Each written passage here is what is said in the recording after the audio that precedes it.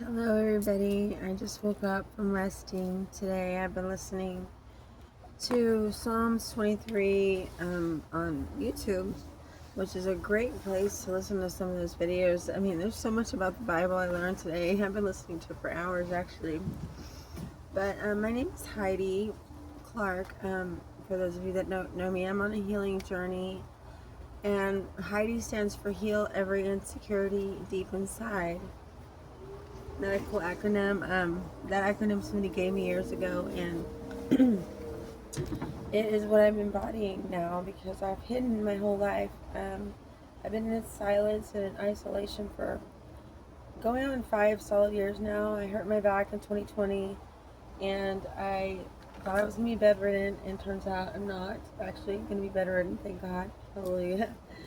Anyway, I went into a really extremely severe spiritual warfare at that time, and I actually was with a friend of mine this week, Crystal, from high school. She saw me when I was going into that spiritual warfare, and this is the first time we actually reconnected this week, and we went to celebrate recovery at Shoreline, an old church that I had gone to years ago.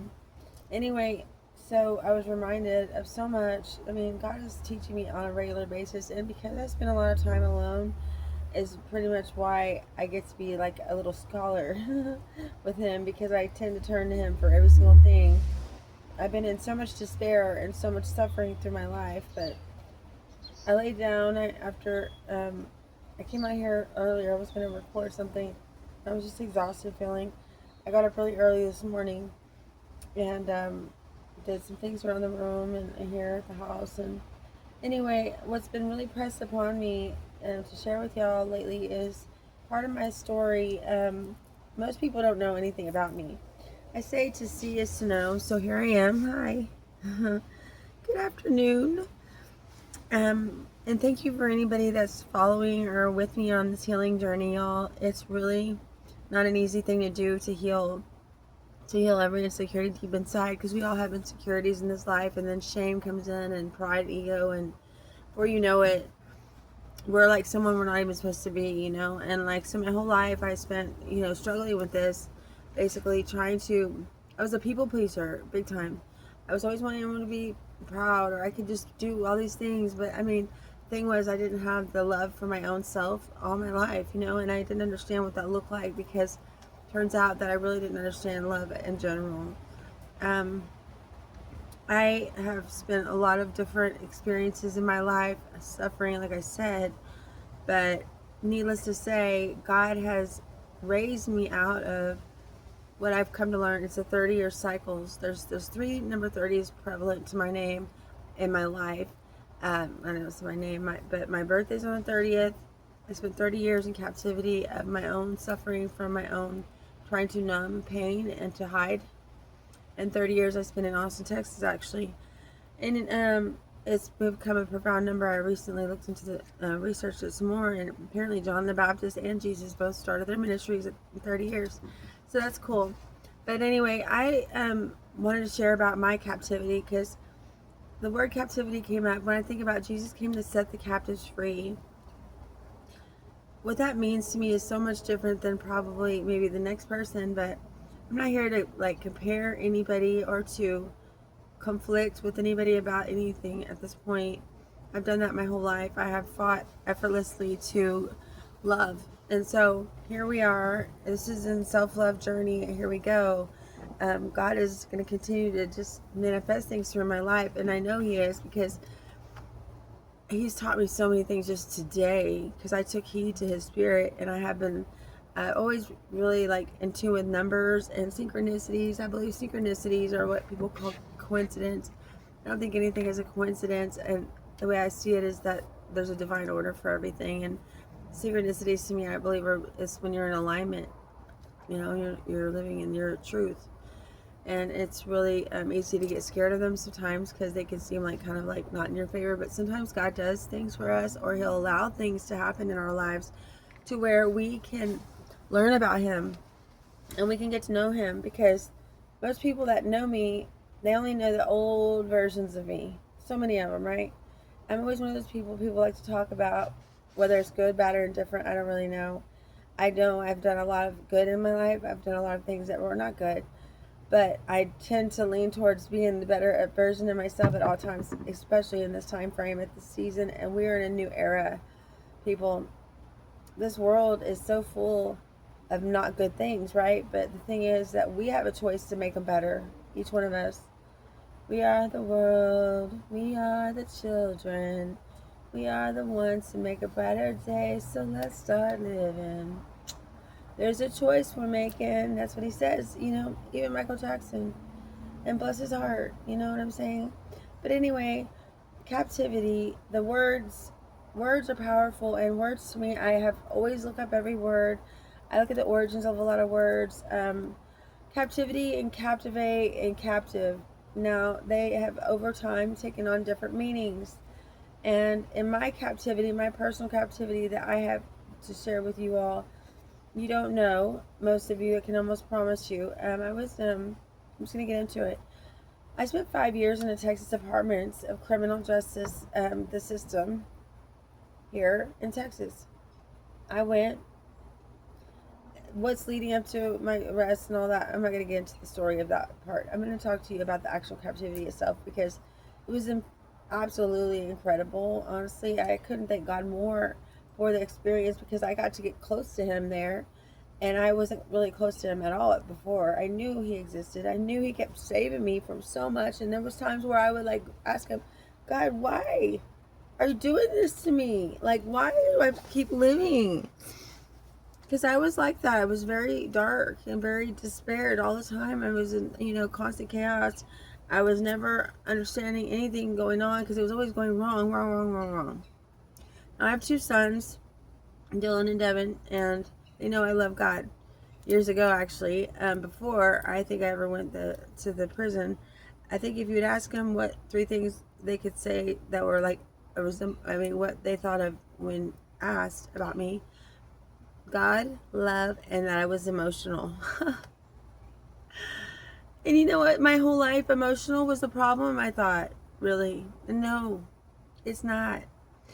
It was one of those things well, they know God love. Those were good, but I mean, emotional, I'm too emotional. It was always the story for everyone to say about me. And I was the only girl pretty much in my family. I have a sister, she's 10 years younger than me, but as far as my mom and dad's side, I was the only child to them. Debbie and Jacob. And I was born to them, and first grandchild. I was loved a lot, but I just still didn't know how to love myself. Okay, so anyway, I went to prison in Texas. It was February 12th, actually, of 2008, and my life was out of control. I thought I was in control of some things. Some things happened. Somebody did something to me, and vengeance. I thought I was going to seek vengeance, and did I physically hurt someone? No, I didn't, but that's not the point. Vengeance is the Lord, says the Lord. And before, I didn't know nothing about the Bible, okay? I did not know about the Word at all. I've seen it, and we all see the Bible. We all kind of have an understanding. We have to honor something about that book, but I'm learning right now. Today, I've been listening to YouTube, like I said. There's that man with the strong, very majestic voice, It's just been talking all day, teaching me stuff that I knew to a degree, but there's so much more to learn if you're willing and you have an ear to hear and eyes to see, and if you have a teaching spirit. If you know everything, you're never going to learn, okay? And a person that knows everything is the worst one, because they know the least, actually. I'm going to be honest with you. I'm not here to sugarcoat anything. I'm going to be as gracious as I can, but there are some things that I'm not going to hold back on saying, because I will stand up for the truth, and I'll stand up for what's righteous. And I'm not perfect. I smoke a vape, okay? Let's go ahead and get this out of the way. I've done a lot of other things. I'm not justifying anything. My walk with God and my healing journey is personal. I'm inviting you all with me on this journey, because I know that I have waged war. It's been very hard. It has been a thing that I would totally want to extend my care, concern to the next person on that journey, and I would encourage that person for sure, because it is not an easy task. Anyway, so that's why we're here, and so no judgment, okay? OG, only God can do that. Let's keep that on the table here at all times. OG, I'm gonna get some letters, original, whatever. Okay? I'm God's girl. I am his daughter, daughter of the Most High King. Okay, so moving along. I'm not going to be fake. That's all I can tell you right now. I will always keep it 100 with y'all and myself. Now, there's something that I need to be corrected on. Guess what? I'm not turned into a source on earth. I've already done that a million times over, and it didn't work out for me in any regard. So, and in the event that I need to, I will, because I have done that this week, actually. I'm not going to say not any source, but there is only one true source, and that is God. That's why I say OG. Only God can judge me and you. So, if you're going to participate and listen to me or have anything to say, align it up with goodness and kindness, okay? So, anyway, I was incarcerated from the beginning of February 12th of 2008. I was sentenced to 6 years, okay? Now, this is for something, like I said, we'll discuss the crime and all that stuff later or some other point. But today the point is this, captivity. So I was going to be captive. I was basically a prisoner captive at this point, okay? So I ended up going to a facility in, I can't remember even where it was, because I was such I was in a daze for like a good portion of the first several months. Plus I went to this facility in the beginning, which is it's a transition where they transition you to the main one you're going to be staying at. So in Texas, it's when I tell you it was about 130 degrees that summer, it was because we were in these buildings with no insulation, of course, and they have these huge fans going. And I'm painting a picture because more people need to be aware if they have concerns for humans on this earth. I don't care if you've committed a crime or if you're innocent. It does not matter to me.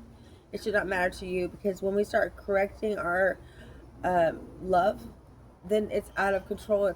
It's a condition. And that's not going to get us anywhere, because we cannot love this person, not this person. Jesus told us to love even our enemies, dude. And I know it sounds insane, but I'm getting there, and it's really nice because it's super peaceful. And there's so much energy to waste on anger and hate and bitterness. It's like it will take your life and eat you and deteriorate you internally. Sometimes I think cancers are from this, I swear, and diseases. But your body breaks down, your immune system does weaken when we possess these negative and heavy, unnecessary emotions. So loving everyone, including your own enemy, is what Jesus asked us to do. Jesus was the epitome of that. He loved everybody, you know? And then he hung on a cross. Okay, he was crucified. I mean, after being everything, I mean, shame to the masses. And I understand that to a huge degree, believe this or not. But we're not going to, I'm staying focused because God has taught me how I'm not ADHD. I just needed to be calm, and I needed to be in a safe environment. And I needed to be focused. And when I have my mind focused and I have a mission mind, which I do, and it's love, God can tell your ADHD could go somewhere. Okay, so anyway, my journey in the prison was very extremely dramatic, of course. Here I go in there for 6 years. I mean, first they offered me 12 or 15, I can't remember. I think it was 12. And there was only me and my little voice going, no, no, are you kidding me? I've never been in trouble.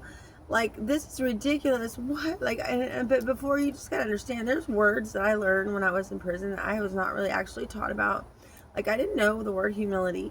I didn't know what an ego was. I didn't really understand pride all the way. I mean, I wasn't taught from the Bible. I was given love by my grandparents tremendously. My parents were both very much like, kind of like distant. So I was going from like Louisville to Austin to Louisville to Austin in high school. My mom and my grandmother moved away when I was 14. That was 94, which is marks 30 years. June. Okay, 30 is a profound number for me at this time, but forever.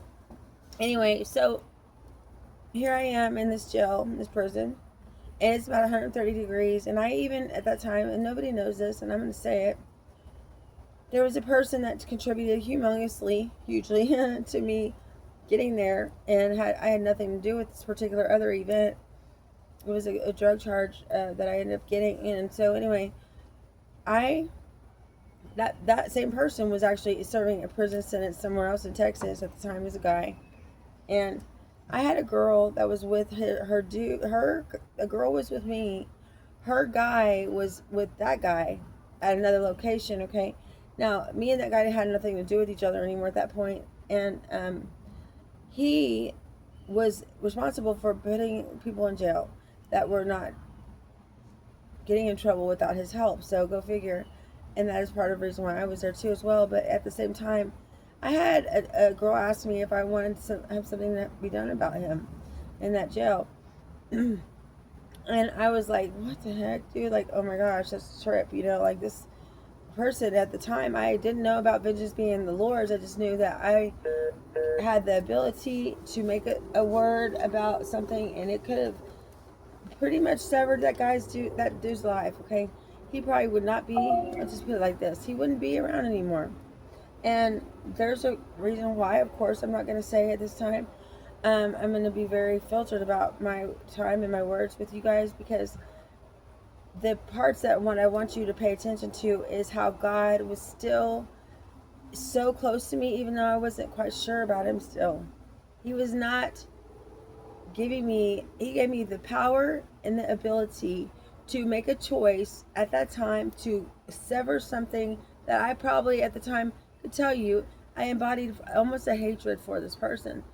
But leave it to God. And I couldn't do that because that's not, or for multiple reasons, but definitely one was like, I cannot have that on my conscience, even still. Like, it was not a natural occurrence, and I wasn't going to be responsible for a life, Although that person has created a lot of terribly harsh realities for me. Anyway, so the point is that they don't even know this, but yeah, they had a choice, and they could have been told, hey, to do it, and they would have done it, and then that guy would have been gone. But he didn't get taken out of there like that, and not by my choosing, because I said not to do that. Okay, so my point is, here I am in that jail. I'm just totally discombobulated. It's 130. It's hot. Most of these women in there have been repeat offenders, and I don't judge anyone. I know everything about cycles. Trust me, I've been breaking the last cycle that I knew I needed to face recently, and it's one of the hardest ones in my entire existence. So let's just not talk about anybody in OG. Only God, remember, can judge. So until you don't have anything to think and feel, is not a good, reliable way if your mind is not healed and loving. So I'm there, and I get, okay, on it was September 29th of 2008.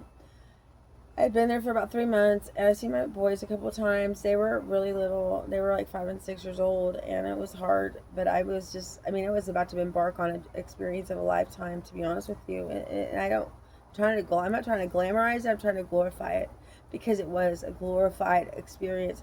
To be completely 100% honest with anyone. Okay, so here I go to the next unit. Now, before I tell you where I went, the night before was September 29th. My birthday's the following day. I was going to be 28 years old.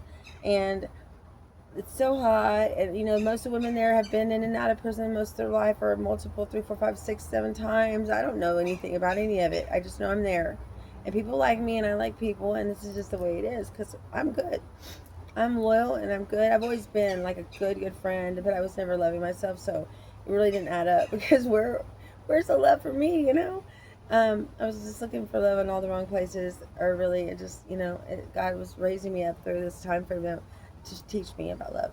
So, in the meantime, I got a note that I was going to be going to a facility on the 29th of September. I was going to the Mountain View unit, which is, if you all have never heard about this, I'm sure you haven't. It's where death row is. It's the only death row prison in Texas, okay? So you can imagine, I'm like scared now. I'm scared. I'm like, oh my God, it's maximum security prison. I only have now, I did take a 6-year sentence, but I am scared. And I'm like, with the girls in there, like, no, you don't understand. This is the best one you can go to, because they have AC. And I'm like, oh man, okay, oh, it's hot, And like, they were all like, dude, that's the best one. I was like, okay. Well, that night I also got like about 20 birthday cards, and I didn't open any of them until the next day, which was my birthday. But I was just really excited to be going, but it was still overwhelming, of course, So I get to the next day I leave, and they take me to the facility, and I'll never forget, it was Nickelback was playing that song Photograph, and it was a bittersweet moment of my life. It was my birthday. It was the 30th. And when I got there, I honestly didn't know where I was at on the map. Okay, and that's fine, whatever. But I was near a mountain. It's called Mountain View for a reason. But there are also, there's a total of 9 women's prisons in that vicinity.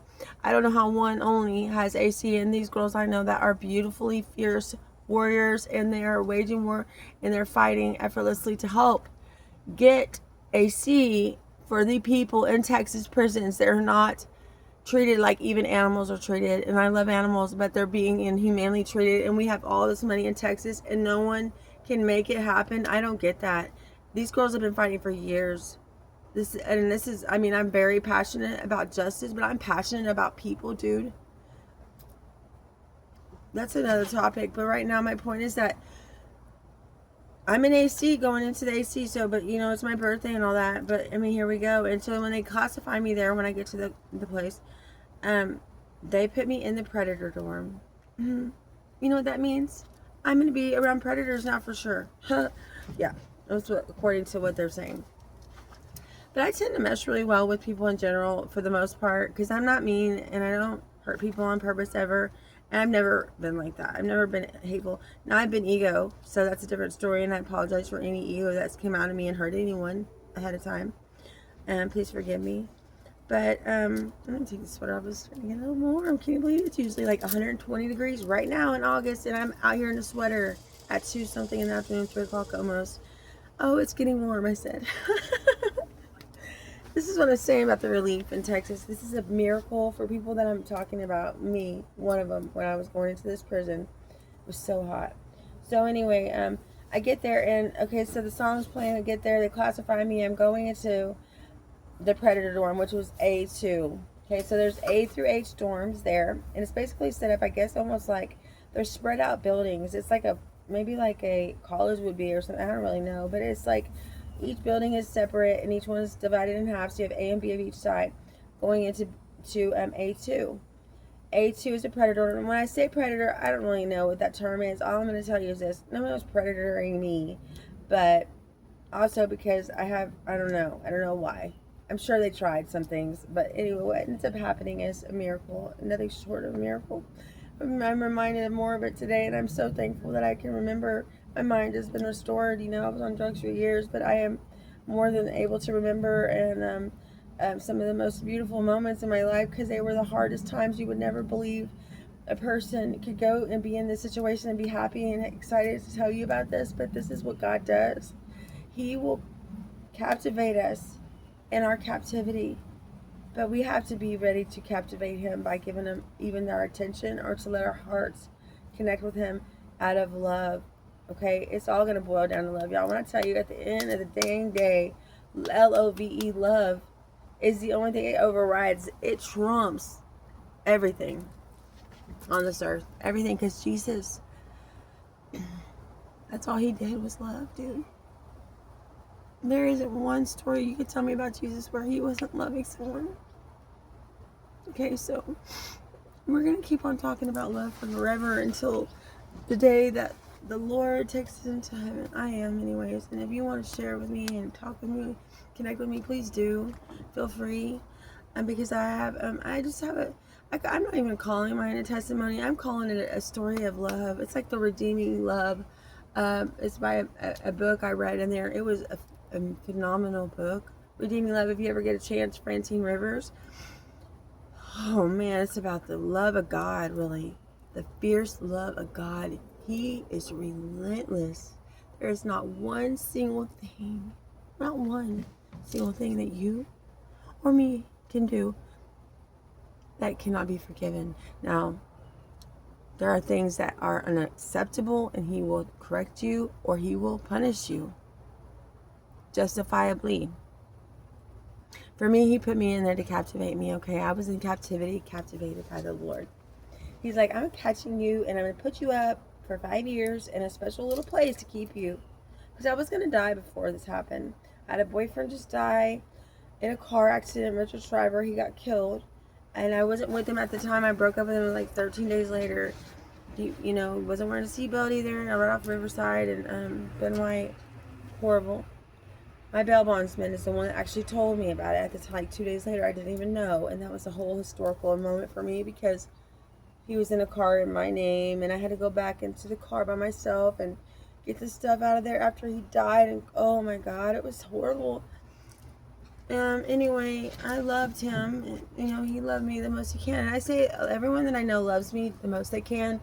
when you know that that love is a hindrance, if you're loving me only out of selfishness of how I can make you feel, check yourself before you wreck yourself, because that ain't the way you love. Okay, love is not conditional. Unconditional love is the only kind of real love you can ever really possess for a human or yourself. It has to start within. And God can help you with that, because He's helping me tremendously. It's taken me 44 made for more. Anyway, I'm drinking a handmade, I made my own Starbucks rendition. No, I don't know. I just made my own. It's like a day for coffee today, Saturday, in Texas on a nice Saturday afternoon. The weather's lovely. Talking about LOVE all of my life. Here we go. We have truth to it now for sure. So I'm in there in the Predator dorm, and I walk in, and it's very, I'm scared a little bit. I'm not going to lie. I totally am. My manager's calling me. I'll call him back in a minute. It's all right. So I was put in the 9th bed, which is in the front of this room. And in the middle is the, we call it the Sally port, which is where on both sides there could be like one officer in the middle. You can see both sides of the dorm, so you have A and B on each side. So I'm on A2. I'm sorry, 1 and 2. A2. And anyway, I ended up meeting the girl next door. She's next to me. She has all these cards up on her thing. I said, "Oh, we're allowed to put cards on the wall." Because the walls are like 4 feet tall. It's like divided. It's like basically like an egg carton almost, or something like a, a grid. There's no walls that are over your waist, up above your waist. Although there's no mirrors. There's a lot of things we did not have in there. Okay, it's not just a prison. It's past that. I'm gonna be honest with you. Corrections, this is corruption, is what it is. Without AC and summer, this is a relief. This is a sign from the Lord for all of these people that are in there suffering from this heat. During transition, I hate the word criminal. No. Now there are criminals for sure, but there is an underlying issue, and there's an underlying major bunch of stuff we don't ever discuss, and that's what we're gonna do. If you're with me, we're gonna talk about it. We are gonna hear me talk about some stuff. If you want to talk about it, go ahead, start talking about it, because I'm tired of being quiet. I've been silent for a long time. Silent suffering, hate will produce something. Let me tell you something. It's the fruit of the Spirit. In the King James version, I figured it out finally. But anyway, I went in there and I said, "Can we put cards on our wall?" And she's like, "Oh, it's my birthday." Her name is Tamisha Williams, by the way, y'all. She has a capital murder case, and she became my best friend. One of them. She's like, "Oh, I'm gonna love you," and I told her because that's my birthday too, And so we became best friends. Really, we had the same exact birthday. We were really close. She's a diva like me, and I say that however, take it how you want. But she was in there for what I understand. Her and her sister were living in a house in Houston and were doing a drug deal at the time in her driveway, let me take it back, in her garage. Okay, and she said she thought the guy was gonna rob her. Now she had money in her home and everything, but whatever the case was, she shot him and killed him. Okay. And she's been there all these years, very long time. I will be in touch with her soon. She and my nanny, Teresa, were very close for a long time, too. I actually connected them. That's what I'm telling you. My grandparents were humanitarian. My papa, he was building with Habitat for Humanity. He donated over 90 gallons of blood platelet. My grandmother, Teresa, she let my friend Rachel come live with her when she got out of prison because she trusted me. She had my friend Tamisha Williams and her wrote all the time, Mimi, my best friend. My nanny is a Libra too, so rest in heaven with me soon. And she's here right now. All my grandparents are like my support system. Trust me, I don't need the people of this world. I need the people of God to support me right now. Whenever I say support, there's only a certain kind you can take. That's true. And anyway, so I'm in there and we become friends. Anyway, so needless to say, I had always had a passion to doing drawing and stuff like that. Now, we're always our own worst critics, and typically when we have gifts, a lot of times we're scared to even talk about it being a gift or even acknowledging that we're good at something, which is really sad, but it's not, because we're going to change that. And that's how self-love comes in, is that you can acknowledge that you have a gift, because God gives everybody a gift. Some people are good at XYZ, okay? We have all kinds of things. Sports. Though, unfortunately, but fortunately, I have learned through psychology. I'm just one of those people I like to know about the psychology behind each person is like, what were they thinking? What was going on? What I've gained and understand in people is that there is a knowing about stuff. So I have met a lot of people in there actually that came from what looked like a good family. But unfortunately, there was so much pressure for a performance from this child to be so perfect. It made them have this altered personality, which is like, it's called borderline personality disorder. Now, I don't care what scientists say. I'm not going to sit here and be a doctor. I'm going to tell you what my personal experiences are. Take it or leave it. I have a lot of wealth of knowledge, okay? Because I have spent a lot of time, and like I said, by myself, with other people, with the type of people that most people turn and walk away from or judge immediately. No. And don't get me wrong, I've been just like that in my life as well. I've done the same things. I've been judged. I've judged, yada, yada, yada. We have a discerning spirit. We have a assessing something, but judging it in an ugly way isn't going to work.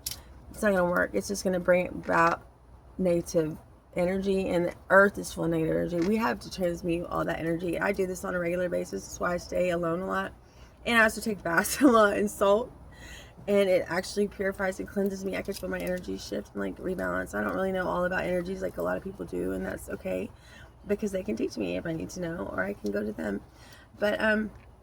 But what I do know is that we all possess energy, and God is an energy for sure. He said God is the energy source, and the stars, the galaxies, the heavens, the earth, we are all energy. People, obviously, we know we have energy, or we would not be able to walk in a room and feel a different shift in our bodies, typically, which I have recently also learned. This is like one of the questions of a lifetime. Do you feel or think first? Does your body or your brain respond? I'm going to give you the answer so you don't have to go wandering the earth looking and asking everybody like me. I'm always taking surveys. But I finally learned from someone that just told me without me even asking. And the answer is psychosomatic. They work simultaneously. They can't work without each other. Best answer, the truth. That's so good. So, anyway, I'm in this predator dorm, right? And it's my birthday. And I'm like, okay, they give me a job, which is going to be, I'm going to be like a janitor basically in the school, which is a good job because it's in the AC. It's summertime still. And most of the women in Texas prisons, I don't know about other places in other states, they have something called a host squad, okay? It's so stupid. It is stupid. It's a terror on a human. If y'all thought it was called corrections, there's nothing correcting about it. It's corruption. It's suffrage beyond. It's a prisoner at war. I mean, we are in America, people.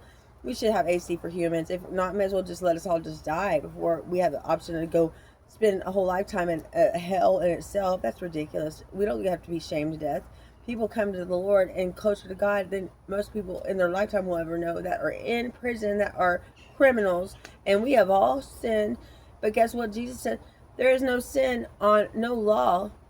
If sin is a sin, by the way, let me correct the corrections, because that ain't corrections. Let me tell you, I have searched and done my work when I tell you, and people that do have any idea about me, they know enough to know that I'm pretty relentless when it comes to certain things, and I will find the resources. And God said recently that I have a lot of everything I needed inside of me from all the experience I have in going through these broken systems, or whatever you want to call them. So when I was there, though, we had gifts, like I was saying, and I had been drawing. Well, this lady, I'm going to mention her name. I don't think it's a problem. Her name is Celeste Johnson. She actually was from Travis County. She's not, I don't believe, ever getting out of there. And she was there for capital murder. I'm just going to say that. If you know or you don't, it's not the point. She came and offered me money to make her a painting. I want to say, I can't remember what it was of, to be honest with you. I think it was a dog or something. It was an animal. It's a bird. It's a bird. And I was like, okay.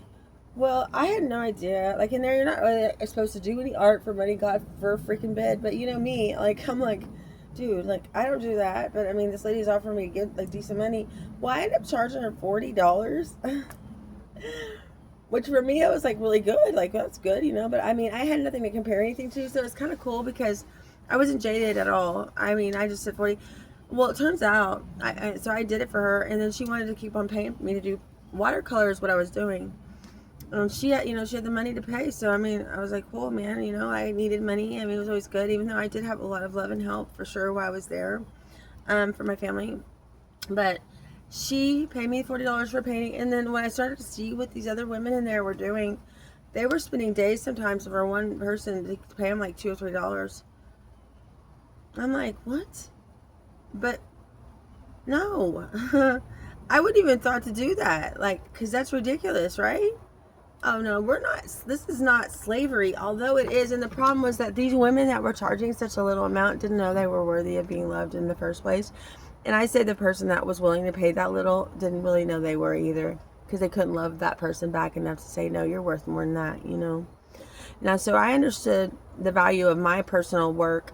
I knew that it was not normal, and a lot of people in there did do stencils, and like they would do like, you know, like cartoon characters. I would just kind of do freehand stuff, or like, I didn't know I was an artist. Okay, I won coloring contests in my past when I was a kid, but I always liked to be creative and stuff like that. And I consider myself an artist now. Yes, I do, for sure, because I see art in every single thing of life, every aspect of life, and including is what. And honestly, God gave me the eyes to see beauty in everything in this prison. So here I am at Mountain View Death Row Unit. Oh, by the way, Yolanda Saldivar was there with me. That's where she was at with me. But she couldn't see anyone. They put her in protective custody, I guess, or whatever. But another story we'll talk about one day. I'm gonna be political on a different level. Not the kind of political y'all are used to now. I have experience with these people, and I have a intuitive spirit, and God has given me eyes to see spiritually. It's a pretty cool thing, a supernatural thing, but I've had to go through things that I wouldn't even know how to explain all of it. I don't know if there's enough time in my life to even try to even put into a story for real. But when I was I was doing these pieces of art. Well, then I got moved to another. I'm sorry, I'm getting to my nose and all this that because where I'm at right now, it seems like there's must be like something in the air. I don't know, just allergies, or it's a different area of Austin than I'm used to being in. So it's just probably it's a good change for every other reason. But okay, anyway, so I was there doing this art for this lady. She paid me good money, and like I didn't really know. And then as I was learning about these women aren't getting any money for their stuff, and they have like no one. They have no one, and they make $2 or $3 in a day, like doing everything, pouring their heart out into something just to make someone give them a couple of dollars. It hurts me to know like the sadness of the lovelessness in this lifetime that we ever said we love someone, and they didn't know they were worth more than that. You know, just in that little part of it. But I didn't know still either. I just knew I was painting for a long time, and it took a lot in my own creative abilities. I knew I was putting a lot into it. So anyway, fast forward, I moved to another dorm. I was in the H dorm after that. It was the complete opposite side of the unit, and it was like actually like where I could see the rec yard, which we never got to go to at the time. And it was like just the other end of the spectrum, because now the women in the dorm where I was at before had to stay 10 years. If they had a capital murder charge, they had to stay at least 10 years in that dorm before they could go to another dorm in the unit. So that's what I'd say about predator dorm, I guess. I don't know. No one predatored me. They were wanting me to do art and stuff. But, so I'm in H dorm after this, and another older lady gets misplaced in there one day. Now, C dorm was for all the women. I think they were older, over like 55 and older. It's like the retirement dorm, basically. And all those women, I would have to say, are going to be going also to prison. I mean, they're never getting out of there, to be honest with you. And I'll tell stories about that later, because I mean, I was able to collectively meet so many people and like, you know, what they're doing in their lives now and what they're not doing and whatever. But I connect with a lot of those women, still lots of them. So anyway, so I get to the H dorm, and I'm in H2. I can't remember where my bed was. H2 was right across from Christina Drake. She's got a new last name right now. I don't know why. I just live on my Diggs. Wherever you are, Tink. And she was reading me Psalms 91 verbatim off her head every single morning. Every single morning. Sometimes we would stay up all night. I would be painting and drawing. She would be reading her Bible, or she would be writing letters like nobody's business. And she would read out loud without reading it, actually. She would quote Psalms 91 to me every day. Every day. And we both loved our kids fiercely. I just want to say that. I want to make sure we are making clear statements about our children. I love my children. She loved her children. She's also had a rough road. So did I. We're rough riders, and we ride it all the way out. Ride or die till the wheels fall off. Okay. Now, I was drawing a bird in there one day, and a lady happened to see me that was misplaced. They had put her in that dorm. She was supposed to be in the C dorm with the 55 and older. Her name was Kay. And she ended up not liking me later on because I think it was too much light for her. After a while, some people can't handle my light. Of course, it's typical. It's the way, they'll come to my light, but then when they're there, like, too much light, put on sunglasses, or, oh my God, let's just dim you and, like, lie to you and make you think you're not worthy, and you just, before you know it, your light's not as bright. So it works for us. No, not the case anymore, but it's okay. She saw me draw something, and I didn't even know she saw me drawing because I was on my cubicle floor listening to music in my little headphones, and then I was drawing stuff, but I didn't know I was an artist still. Okay, and so she told me that they needed a artist for the unit, and she worked in special projects, which was where all the elderly women worked, and that we're all gonna not be getting out of there. To be honest, like I said, I'm not gonna lie about anything, and I'm saying to be honest because it's not a really good thing. That I don't really want to magnify that part of it, but the point is they're gonna be with the Lord, I promise you. But they're all very close to the Lord, and they're, most of them anyways, for sure. And so, anyway, so she told her boss about me. Well, before you know it, I'm getting an interview. And before that even happened, I had got in trouble for 90 days. So that was like probably a year after I was there, I would say. Because I got a major case for soliciting an officer for Xanax, okay? I've taken Xanax all my life. I take them now, of course. I haven't taken any today or anything, but I do take it for anxiety still, and that's my business, and I'm not worried about what anybody says about it. Trust me, when I do take them, I'm very level-headed and calm, especially if I've been in a frantic or chaotic state or energy, let's just say that, because I appear to be a lot different than it is right now, just even probably a month or so ago, and I don't mean in a negative way. I mean, actually, I started getting the medicine, Xanax. I started taking some as of July 22nd this year. And it was the most miraculous thing for me because I was able to calm my mind down long enough to think and to be able to come across and be effective. And people that knew me at the time during the last couple of years, they were like almost tripping out when they saw me so calm and level-headed because when I was dealing with some really unfortunate events with my family, I was not level-headed because it was so much insanity. I couldn't even believe what was going on unfolding. But anyways, so I had got in trouble. And what did they do? They ended up writing me a major case for soliciting an officer. An officer, he told me he had ADHD. Well, I didn't know all the rules and regulations. You can't even touch someone in there, each other. You can't hug. Or you're going to get a major case, a sex case. That is criminal. That is criminal. Okay? Keep up with me. It's going to get hot here in a second. That was criminal. So, I ended up getting a major case, which is 90 days. They take all my property. Now, I don't have a lot to begin with because you're limited to what you can have in there. And everything is so ridiculous. The rules are, some of them I understand, the boundaries that we all needed, I'm sure. But there's some things that are so insane, like they took my spoon. I couldn't have a spoon anymore to eat. I couldn't have a hair tie for my hair. So not only am I stripped from everything, already uncomfortable, and getting acquainted with the whole situation here. I'm probably about a year maybe or so into it. Or not at the time, that was probably about 6 months into it. I have the basic essentials are gone. And I managed to manipulate that one because I got my parents to send my bunkie next to me, Jay. I don't know how she's doing. I haven't seen her in a while, but she's in Houston. She got some commissary and stuff for me so I could still have some things. And one being a curling iron because I was so insecure, y'all. My hair, I was so insecure behind my hair all my life, or just a lot of parts of me. I was super, super insecure.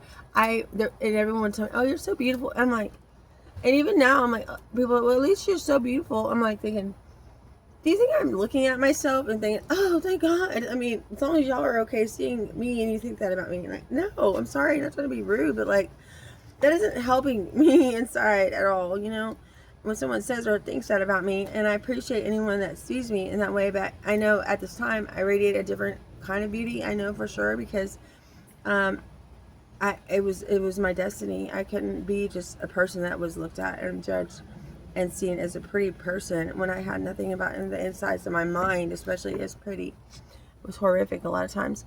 But anyway, my insecurities ran deep, and so I got a curling iron. Matter of fact, while I was there, I probably got about 15 different curling irons because they were so crappy. They would break so easily, and I'm like, before you know it, I need another one. Like, oh my God. And makeup. So I'm a girl with hair and makeup thing, right? See, I have short hair right now, which is one thing, and it's darker, and whatever. And I do care about my looks. Yeah, I sure do, and that's my thing, and I'm fine with that. I'm not gonna like tell y'all a lie about it though. But so I was manipulating to make sure I get some things, but like they would call me from across the unit, be like, Clark, and they would call me because they call you by your last name in there. You wear makeup, and I mean they get to know you really quick because it's a small unit. It's like 600 and something women, and I'm like, no, oh my god, like I can't even walk around, and they're already yelling at me from across the room. And at one point, I did try to put some pin on my eyelid, you know, for eyeliner or something, because I'm like, y'all took everything from me, and then I got in trouble, and y'all are just taking my, I can't even, for a hair tie. So talk about strip me down. Expose all my insecurities, because I had no choices, because they were on to me. They already knew I like to do my hair and makeup, and I was a girly girl. And then the other thing was, I always had these black hair ties that they have in there. I would wear them on my bracelet. They go, Heidi, Clark, they say, Clark, take those bangles off your wrist, girl. Those are not bracelets. I'm like, well, yes, they are. They kind of are like bracelets. Just let me wear them. What's the big deal? There's not a big deal, but they would make something out of everything. So when we're not focusing on any corrections, is what I'm saying. Okay, ultimately. But I always, to the day I left there, I was wearing black hair ties, and people think that I wear them to cover scars on my arms from drug use. No, I didn't even really have this problem with scars anyway. I've always just worn bangles and bracelets, so I have no problem. I'm going to bring out anything you could ever talk about me to shame me, because it's not even a thing. I'm real, 100%, and I know we're dealing with real people in real life. If we're human and we care about people or we love anybody, we're going to talk about the truth. LOVE. There's truth and love, love and truth. But it has to go. Start in here. Up there, of course. You won't even know the real true definition if you get it from anywhere but there. If you're confused about what love is, if you think love is pain or love is conflict, if love is being abused, verbal, mental, emotional, spiritual, in any way, talk to this dude up here, man. God, you think I'm crazy? People call me crazy. No, he's crazy. That dude up there, God, he is so crazy about me and you. He will go to great lengths to get to you. Okay? I heard a story about that today, about the one that sheep he goes after. But anyway, so this lady, Kay, tells her boss that I'm an artist, I guess, or they needed an artist, I guess. I don't know. I lost one or something. Anyway, so I go in and meet this lady. Her name is Miss Hardcastle. I might try to find her soon. Actually, I'm going to go out to Mountain View soon. God's going to make a way, because I have a plan that he gave me today, and it's going to be so awesome, dude. We'll talk about it later, but, so Miss Hardcastle, her name was perfect for her. You know, I think we embody our names. We don't even realize sometimes the power of words and what each word has energy and a frequency to it. Hardcastle. She was hardcore, according to me and everyone that knew her, okay? Heidi, hide all my life. I did. Not anymore, because I'm not. Because I'm loved by the Lord. And he said, it's not hiding time anymore, Heidi. Come out now. So I go meet this lady eventually, and by that time I had been done with my punishment for 90 days. Mind you, I lost 15 pounds, which I needed to lose. I was like 180.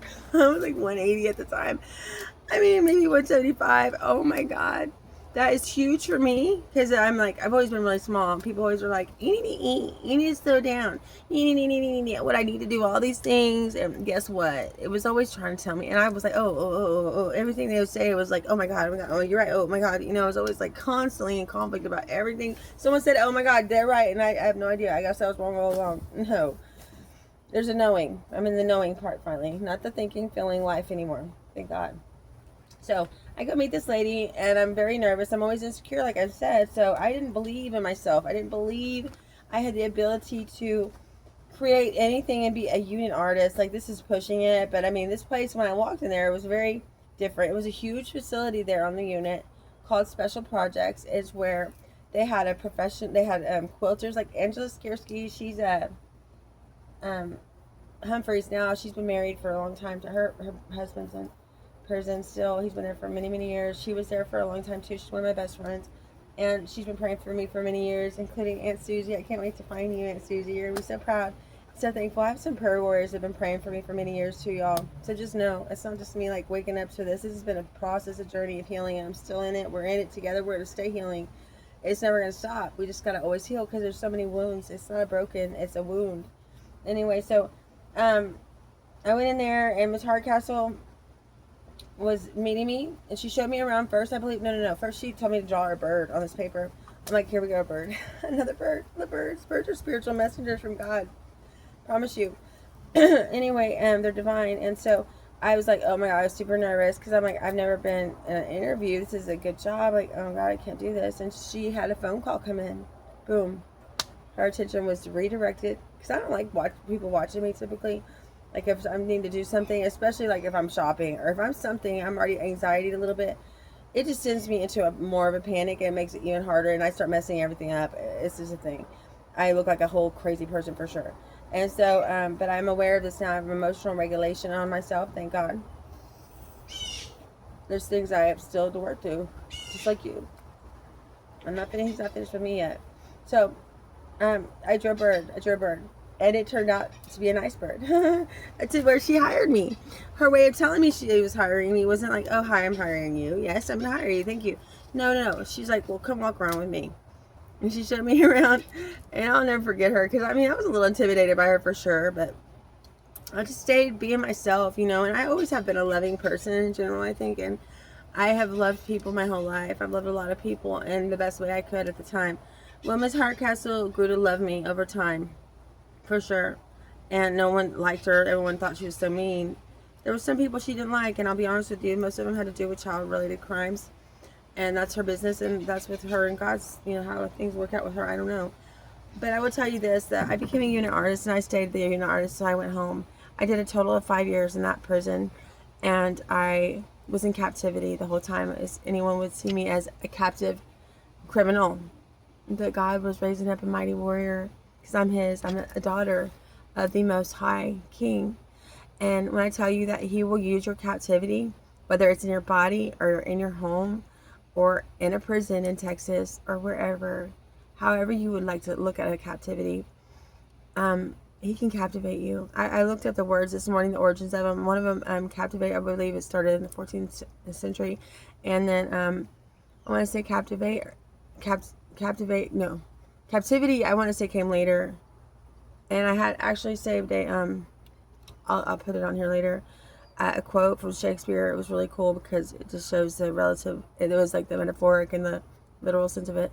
But it's so different when you think about captivity, but then if you think about captivate, they are from the same origin, but they actually mean something according to society for sure, and the modern day literature, something so different, really, you know. But either which way, God will use your captivity. Like, I thought I was a prisoner to my body because I'm in a lot of pain all the time. He has pushed me through the pain to my purpose. Okay, push, pray until something happens. But God will use everything. And so I became the artist of the unit. I ended up, and I'll tell more about this, I'll elaborate more, but the whole idea is that He used a time in my life. I lost my children at the time. My parents, my dad and Lord, they did bring my children up faithfully to see me once a month, where I tried to raise them and educate them about things that were of value and morals that I thought were important for them. I love them tremendously. I always will, of course, they're my children, but they don't understand the love that I have for them, and they will know, because God is going to restore them to me, and He's doing it right now. He has been for many years, but He's been keeping my children safe. He's kept them. He kept me safe, because I wasn't safe for my own self when I went in there. I was reckless. I did a lot of things to myself over time, even from the time when I got out of there, but He did allow me to touch lives in there. Even the prison, before it was all said and done, every officer in there had respect for me. Ones that were very rude and just, you know, because they would abuse their power and authority. And some of them were coming to me. I drew a mural for a baby room. I had to start it off on fabric, okay, like I'm talking a whole wall size. It was a mural for a little girl's room for Miss Ruiz. She was the officer to the property officer, so she could keep your property longer when you got off property restriction like I was on. She could keep it longer if she felt like it, and she wanted to that day, and she would, if you were not like kissing her butt or whatever. But here, if she's coming in there now wanting this mural done, and I did like all these little animals. It was like a jungle scene. I mean, they're big actually, because it's a big piece of paper, and on this paper, fabric, it's the thin white piece of fabric. And what I had to learn how to do was you had to like draw it out or whatever and build on there. So you drew it and then you painted down a white base paint, right? Who does paints on fabric? And they do in Gatesville, I'll tell you that much. But I mean, they were coming to me as time was going on. I mean, these people would come in to see the work I paint for them and cry. And these were the officers that were not, I didn't have favor with them. They didn't like me. I mean, whatever. Like, I wasn't bad, but, you know, to be able to have the kind of favor in there that I got was amazing. And to be able to sit and look at people that were mean, according to what everyone saw and knew them in there, the officers. Like, I had Miss Thomas come in, and she was having a retirement party, and she was one of the hardcore officers. Like, if your bed wasn't made right, you were going to get a violation. And you'll probably get like 12 days rec restriction or something ridiculously stupid like that, okay? Miss Thomas was retiring, and they called her red lipstick, and like I did this thing where it said like happy retire, like congratulations, something, her name, with like, it made it look like it was made out of lipstick. And now nothing I did in there was done with a stencil or a projector. I mean, I even had to do one time 3 perfect circles, the seal of Texas, and it was for the major. The major is the same one that was going to put me at G4 custody for that solicitation case. That was where I would have been in, like, with around kids that were really out of control, a little bit more aggressive, and I was not trying to do that. And he remained me in general population so I could stay around the people I was already with. But he gave me the 90-day property restriction. In turn, I lost 15 pounds, thank God. But in the process of this, like, he eventually, you know, gave, after a little bit of time, and I didn't get any more trouble, he's the one that gave me the job as the artist. So then when he came in there, I guess he started seeing stuff I was doing. And when I tell you, I didn't know I could do any of this stuff. I still don't even know if I could do it right now. But God, dude, he's so perfect. He's amazing. I did not know I could do this stuff, but he put me in front of this position in this facility, and every officer I had favor with after this. I mean, I had the access to all this stuff. Like, a lot of people would steal it if they could. Like, for example, our headphones would always break in there all the time. They're like $5. That's a lot for people. Sometimes they don't even get money, most of them, you know. I'm not gonna lie to you. Like, I want to totally figure out how to get some things going on for them, or if they're gonna be there, I want them to at least be comfortable somehow, because it's not right. It's brutal what they're doing, and there's no corrections. It's corruption. And I've been already working with a lot of organizations in the state of Texas over the last several years, and I've been in contact with, from Texas Council on Family Violence to Crime Victims Compensation Fund, to a lot of places that are not giving the proper resources and stuff like that. Just for the record, and just so you know, I'm on the come up with this because I've been passionate about justice, and I've been passionate about people my whole life. Okay. So injustices I have no understanding for, especially when it completely is a corruption. Because if it's called a correction facility, that doesn't mean you get to go and treat them inhumane, period. Or you're going to get a monster or an animal or someone that's completely confused about anything basic because you treated them like a damn animal. Tell them they can't hug someone because they're going to get a sex case, and then they're not going to make their parole and get to leave because they were trying to have a human connection.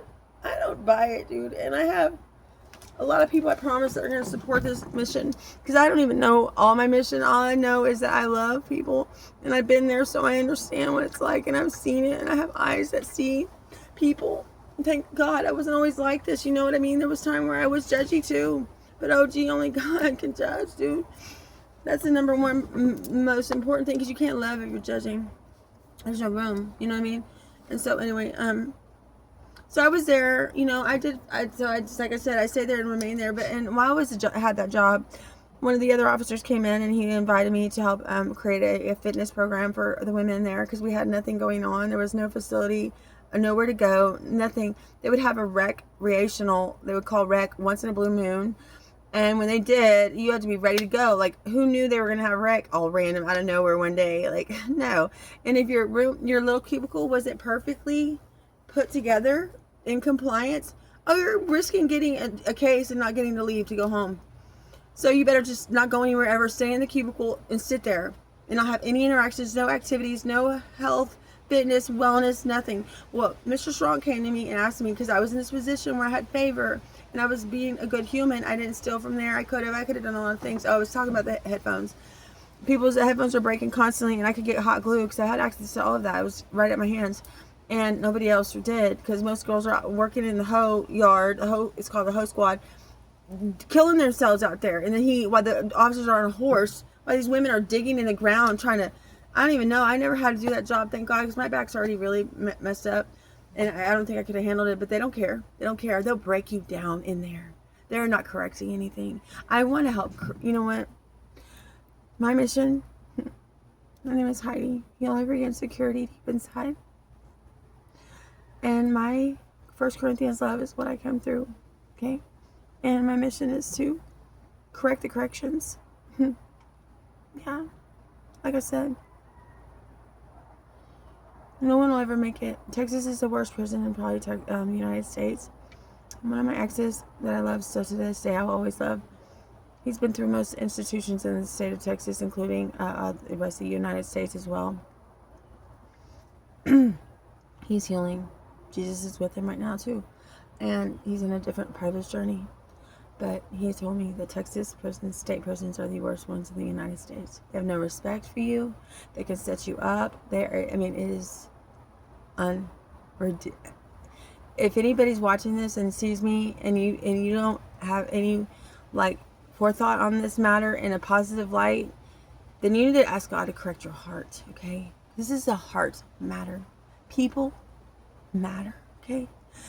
We are a collective, guys. So when there's one of us that's suffering and that's being disrespected to this level, where there is a correction facility that billions of dollars in Texas get, and they can't even get an AC going in our state, there is a heart problem. And we are responsible as a whole.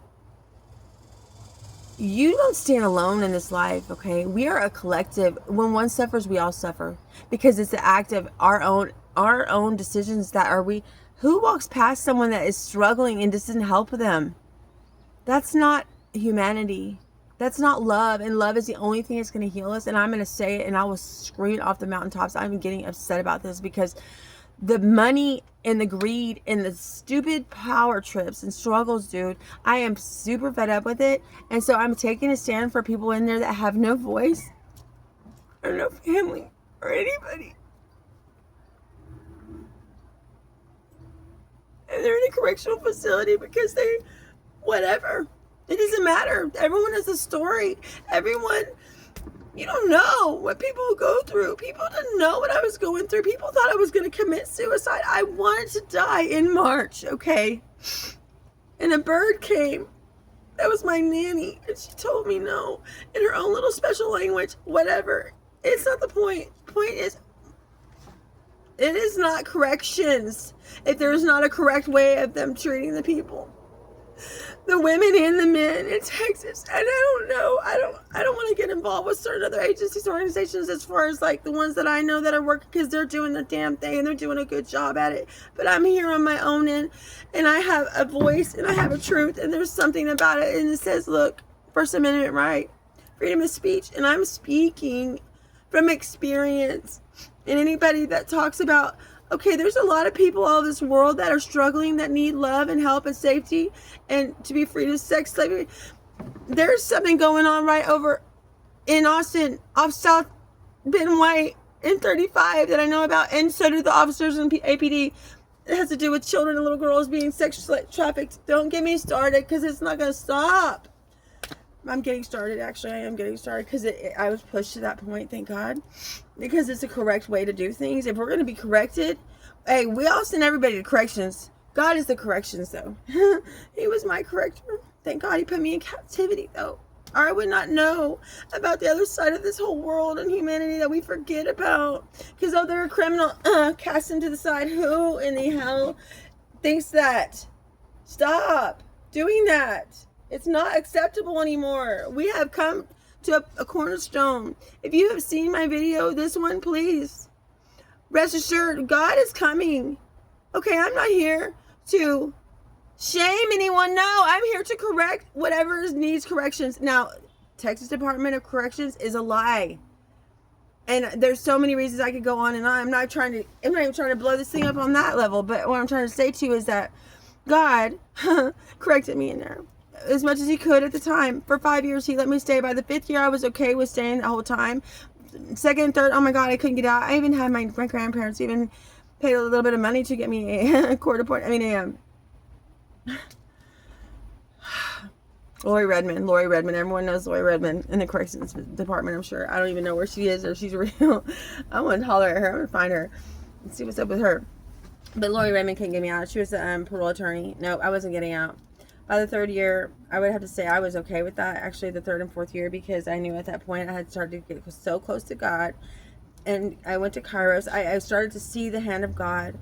And I realized at that point, man, I'm okay with that then, because I need to stay longer, I guess. You know, I'm hardcore.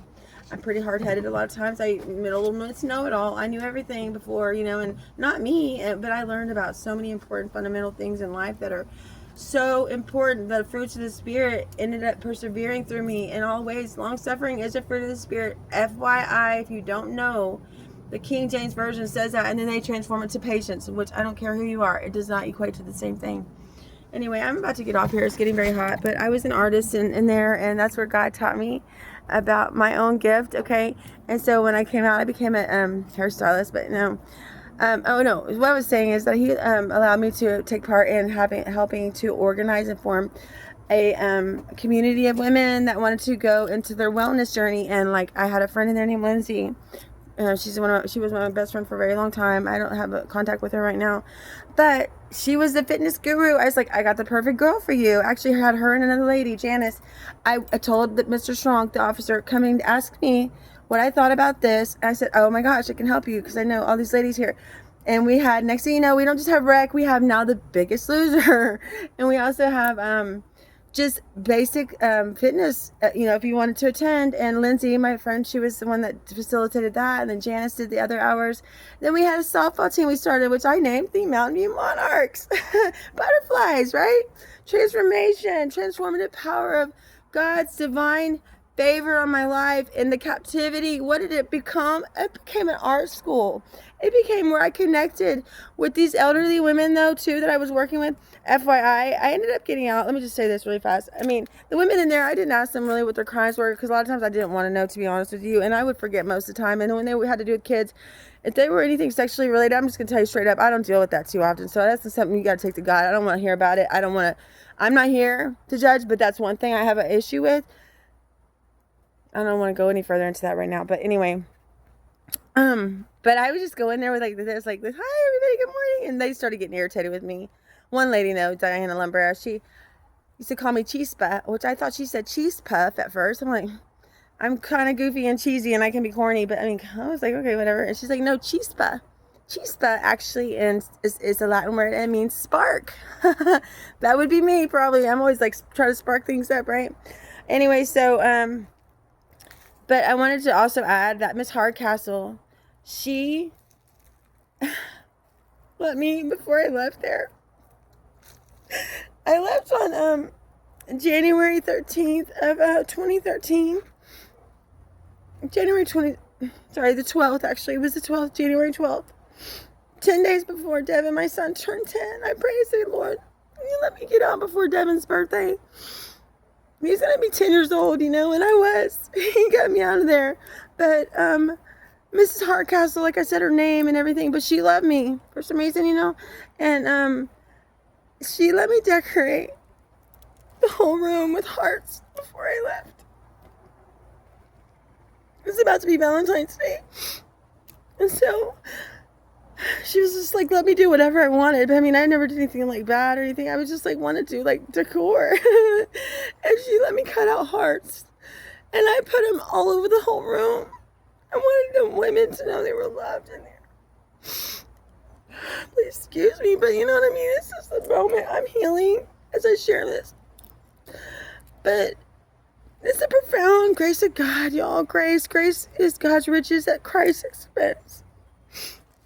Fear is false evidence appearing real. And I am life living in faith every day. And she let me do that. And she hugged me in front of everybody. And I was like, geez, I'm going to miss you. She was, come here, let me hug you in front of every woman in there. That is illegal to do in there. But especially for her, someone actually really didn't like her, and she'd been there so many years. Trust me, she's got pull. She can hug me and get away with it. But I'm saying, like, any other officer was to do that to someone, and someone could write that up and get an officer and a offender in so much trouble for giving a hug. Okay, so Miss Hardcastle wasn't so hard anymore with me, and she hugged me though. It was such a blessing, because for every reason why. Anyway, I just want to share that with y'all today. And the captivities, don't always look at it like it's a negative thing, because oftentimes it's actually the very thing that we need to get our minds right and get centered back on the Lord, because we get distracted. This world is so used to instantaneous. It's so gross. Oh my gosh. Because I don't do instantaneous. What I do is divine order. I mean, I don't know how to live like the rest of the society, thank God, because I've been in captivity for such a long time, even after that and many other occasions, and even in my mind, which oftentimes most people are there in captivity in their own heads. But anyway, I love you guys so much, and thanks for listening. If you did, this is part of my story. Okay? Love, a redemption story. The grace of God. He is faithful and just. He promises you a future and hope in Jeremiah 29:11. That's what I was saying last night when I was doing the Coolio. But I actually started that off. The first time I did it was as I walked through the valley of the shadow of death. Take a look at my life and realize there's nothing left. And I started singing it like that. So then when I started recording, I started a whole new verse. So, rock with me, ride with me, and rise to the occasion. The time is now. I love y'all, and I hope y'all are having a blessed Saturday. Much love. Peace out.